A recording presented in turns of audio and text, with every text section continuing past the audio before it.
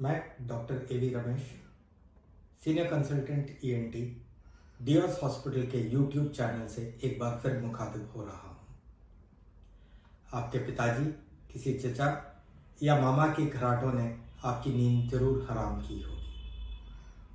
क्या ये खराटे सिर्फ रात का राग है या इनका असर शरीर के अन्य अंगों पर भी पड़ता है? असल में खराटे एक भयंकर बीमारी का दृष्टित रूप है।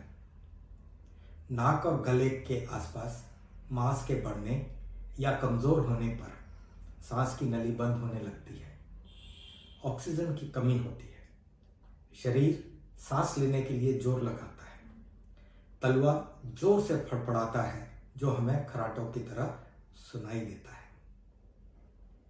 हमारी नींद पूरी नहीं होती, दिन में थकान रहता है, बैठे बैठे ऊँघने लगते हैं, शरीर चुस्त नहीं रहता, दिमाग नहीं चलता, मोटापा बढ़ता है, ऑक्सीजन की कमी से दिल जोर से धड़कने लगता है और जल्दी कमजोर पड़ जाता है।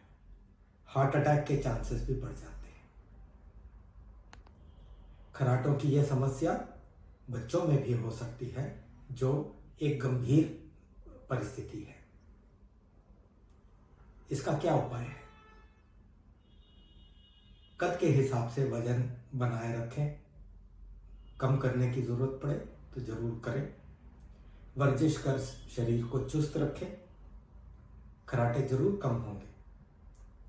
पीठ के बल पर मत ना सोएं, साइड में सोएं, साइड करके, इससे तकलीफ जरूर कम होती है। लेकिन अगर कम ना हो,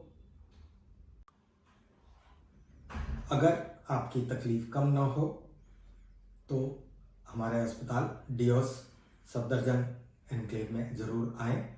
स्लीप स्टडी की सुविधा यहाँ उपलब्ध है और इस बीमारी का इलाज भी हम करते हैं।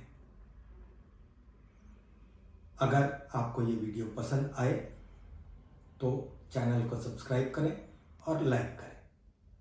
आपके सवाल और सुझाव कमेंट्स में ज़रूर लिखें। धन्यवाद।